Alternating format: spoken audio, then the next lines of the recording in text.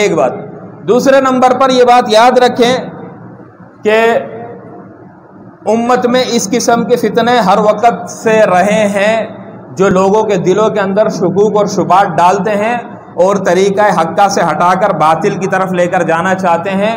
تو اس بات کو یاد رکھیں کہ اللہ تبارک و تعالیٰ نے ہماری رہنمائی کے لیے علماء کو پیدا کیا ہے۔ ہر دور کے اندر ایسے علماء موجود ہوتے ہیں جو ایسے فتنوں کا قلعہ کما کرتے ہیں۔ تو جب بھی آپ کے سامنے کوئی اس قسم کا فتنہ رونما ہو تو اس کی باتوں پر اندھا یقین نہیں کر لینا، بلکہ اس کی باتیں سن لو۔ میں تو کہتا ہوں سنو نہیں، اور اگر سنتے ہو تو جاؤ وہ تمام کی تمام باتیں کسی جید عالم کے سامنے پیش کرو۔ اگر عالم تمہیں دلیل نہ دے سکے تو پھر تو تمہاری مرضی ہے، اور اگر دلیل دے دے تو پھر عالم کی بات کو مانو، اس جاہل کی بات کو نہ مانو۔ کیسے؟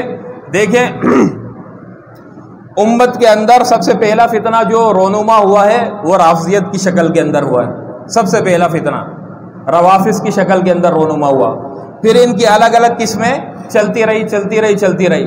ایک وقت آیا باطنیہ کا فتنہ جو ہے وہ رونما ہوا، جن کو زندیقین بھی کہا جاتا تھا، ملحدین بھی کہا جاتا تھا، فدائیین بھی کہا جاتا تھا، حشاشین بھی کہا جاتا تھا، انگلش میں جس کو اساسن کہا جاتا ہے، اور اساسینیشن انگلش میں جو قتل کو کہتے ہیں، کسی کو ٹارگٹ کلنگ کرنے کو اساسینیشن بولتے ہیں، یہ اسی سے ہی ماخوذ ہے۔ حشاشین یہ حسن بن صبا کا فتنہ تھا، حسن بن صبا کا فتنہ، جس نے الموت کے قلعے پر قبضہ کیا اور بہت سارے قلعے دیکھتے دیکھتے اس کے زیر اثر آ گئے۔ یہ کون تھا؟ دیکھیں، عمر خیام، اور اسی طریقے سے وزیر نظام الملک، اور اسی طریقے سے یہ حسن بن صبا، یہ تینوں کے تینوں ساتھی تھے اور ایک ساتھ پڑھا کرتے تھے ایک ہی مدرسے کے اندر شیخ حسن کے پاس۔ اور ان کا جو شیخ تھا اس کے لیے یہ بات مشہور تھی کہ اس کا ایک نہ ایک شاگرد جو ہے وہ بہت بڑے درجے پر جاتا ہے، یعنی ہر سال جو آخری درجہ دورہ پڑھنے والے ہوتے ہیں اس میں سے ایک نہ ایک ایسا ہوتا ہے جو بہت بڑے درجے پر جاتا ہے۔ ایک دن یہ تینوں بیٹھے تھے، یہ کمال درجے کا ہوشیار آدمی تھا حسن بن صبا۔ تو یہ بیٹھے ہوئے تھے تینوں، حسن اس کا نام بھی، وزیر الملک کا نام بھی جو تھا، نظام الملک کا نام بھی حسن تھا، اس کا نام بھی حسن تھا، اور عمر خیام، یہ تینوں بیٹھے ہوئے تھے جب طالب علمی کا دور تھا۔ تو ان نے آپس کے اندر حسن بن صبا نے کہا کہ دیکھ، اپنے دوست، ان دونوں دوستوں سے کہا کہ دیکھیں ہمارا شیخ جو ہے حسن، ان کے بارے میں مشہور ہے کہ ان کا ایک نہ ایک شاگرد بہت بڑے درجے کے اوپر جاتا ہے، لہٰذا اپن تینوں ایک دوسرے سے کیا کرتے ہیں، وعدہ کرتے ہیں، عہد و پیمان کرتے ہیں، اگر ہم میں سے ایک بھی کسی بڑے درجے پر پہنچ گیا تو وہ اپنے دوسرے ساتھیوں کی بھی دستگیری کرے گا اور مدد کرے گا۔ تو ان نے عہد طفولیت کے اندر، بچپنے کے اندر ہی ایک وعدہ کر لیا کہ صحیح ہم ایک دوسرے کی مدد کریں گے۔ اب زمانہ جب گزرا تو وقت کے ساتھ ساتھ عمر خیام بہت بڑے شاعر بن گئے، آج ان کی رباعیات مشہور ہے، پتہ نہیں کتنی زبانوں کے اندر جو ہے وہ اس کو ترجمہ ہوا ہے۔ اور حسن بن صبا ایسے ہی در در خوار بھٹک رہا تھا، اور یہ جو تھے حسن، یہ جا کر بن گئے محمد شاہ سلجوقی کے وزیر، بنے وزیر نظام الملک۔ ان کو سب سے پہلا خطاب ملا نظام الملک کا، یہ بہت بڑے وزیر تھے۔ اب جب حسن بن صبا کو پتہ چلا تو حسن بن صبا آیا ان کے پاس اور عمر خیام کو بھی لے کر آیا اور کہا کہ دیکھ، تو ہمارا دوست ہے، تجھے یاد ہونا چاہیے کہ ہم سے تو نے ایک وعدہ کیا تھا کہ اگر ہم میں سے کوئی بھی بڑے درجے پر گیا تو وہ دوسرے ساتھیوں کی مدد کرے گا، لہٰذا ہم تجھے وہ وعدہ یاد کرانے آئے ہیں۔ اس نے کہا کہ صحیح ہے، مجھے وعدہ یاد ہے، میں تمہاری مدد کروں گا۔ تو ملک شاہ سلجوقی کے سامنے پیش کر دیا۔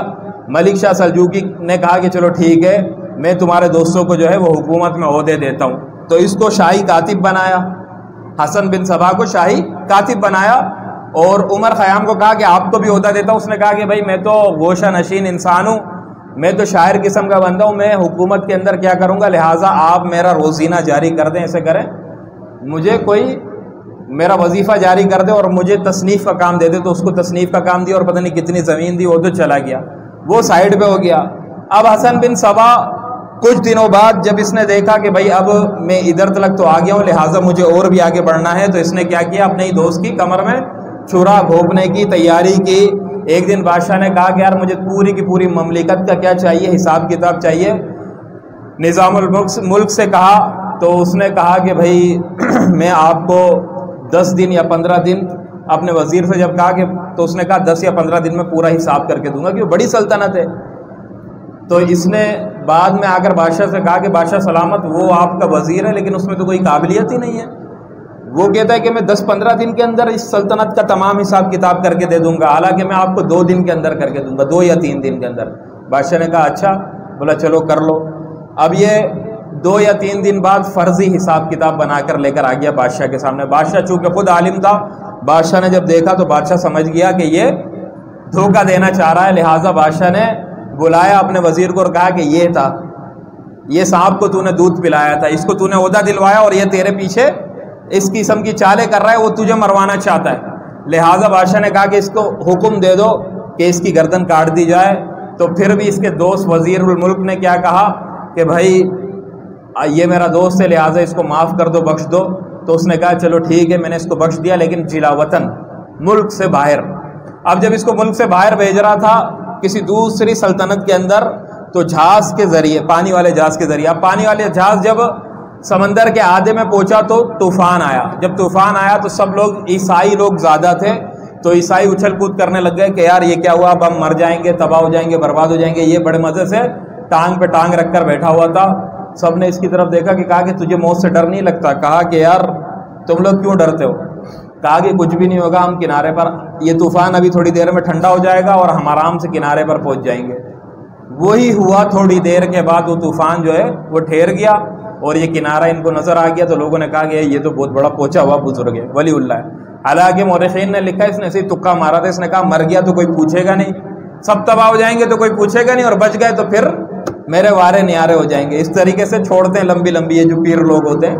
تو خیر صحیح ہو گیا تو ٹھیک ہے، مرید کو کہہ دیتے کہ بس شام تلک ایسا ہو جائے گا، ہو گیا تو ٹھیک ہے، نہیں ہوا تو پھر خیر ہے، کون پیر صاحب کا گلا پکڑے گا. تو خیر انہوں نے کہا کہ بابا جی اب آپ کو کیا چاہیے، آپ نے تو اتنی بڑی پیشن گوئی کی، وہ پوری بھی ہو گئی. کہا کہ بھائی مجھے چھوڑ دو ادھر ہی، قریب میں چھوڑ دو. اس کو ادھر ہی اسلامی سلطنتوں کے قریب چھوڑا. تو پھر اس نے قریب کے لوگوں کو ورغلانا شروع کیا اور ورغلایا کرتے کرتے اس نے اپنی ایک سلطنت بنا لی. اس نے جب سلطنت بنائی تو پھر اس کا سب سے پہلا جو کام تھا وہ کیا تھا، اس نے ایسے لوگ پیدا کیے جن کو پیسے دیا کرتا تھا، یعنی جو چھوٹے موٹے معلمین ہوا کرتے تھے ان کو پیسے دیتا تھا اور ان کو کہتا تھا کہ تم لوگ جو یہ سادہ لوگ انسان تمہارے پاس آئیں، ان کے دلوں کے اندر ان کے مسالک کے بارے میں شکوک اور شبہات ڈالا کرو، قرآن کے بارے میں، حدیث کے بارے میں شکوک اور شبہات ڈالا کرو. پھر جب وہ شک کے اس سے بھر جائیں اور تم سے پوچھے کہ صحیح رستہ کدھر ہے، تو تم کہنا کہ وہ جو پیر صاحب ہے حسن بن صبا حضرموت کے قلعے میں چلے جاؤ، الموت کے قلعے میں چلے جاؤ، وہاں پہ تمہیں صحیح ہدایت ملے گی. اچھا وہاں پر جو آتا تھا اس کے پاس، تو اس کو یہ سب سے پہلے کیا کرتے تھے، ایک جام پیش کرتے تھے حشیش کا، بھنگ کا، اور اس کے اندر بہت تیز قسم کی نشے کی دوا ملا دیتے تھے. اب وہ بندہ جب پیتا تھا تو پینے کے بعد وہ بے ہوش ہو جاتا تھا. تو اس نے اپنی ایک نقلی جنت بنائی تھی اسی قلعے کے نیچے، الموت کے قلعے کے نیچے نقلی جنت بنائی تھی. اس جنت کے اندر اس نے پوری دنیا کی طوائفیں لا کر جمع کی تھی، حسین اور جمیل، اور شراب اور شہد کی بھی نہریں بہائی تھی. اب یہ نوجوان جب اس کے پاس آتے تھے تو آنے کے بعد وہ خفیہ رستے سے وہ انہیں بے ہوش جب ہو جاتے تھے، وہ افیم بھنگ پینے کے بعد جب بے ہوش ہو جاتے تو وہ خفیہ رستوں سے انہیں ادھر پہنچا دیتے تھے. اب جب ان کی آنکھ کھلتی تو وہ حوروں کی گودوں کے اندر ہوتے، شراب کی نہریں بہ رہی ہیں، شہد کی نہریں بہ رہی ہیں، دودھ کی نہریں بہ رہی ہیں. وہ تو بولتے یار ہمیں حضرت نے جنت کے اندر بھیج دیا، ہمیں حضرت نے جنت میں بھیج دیا.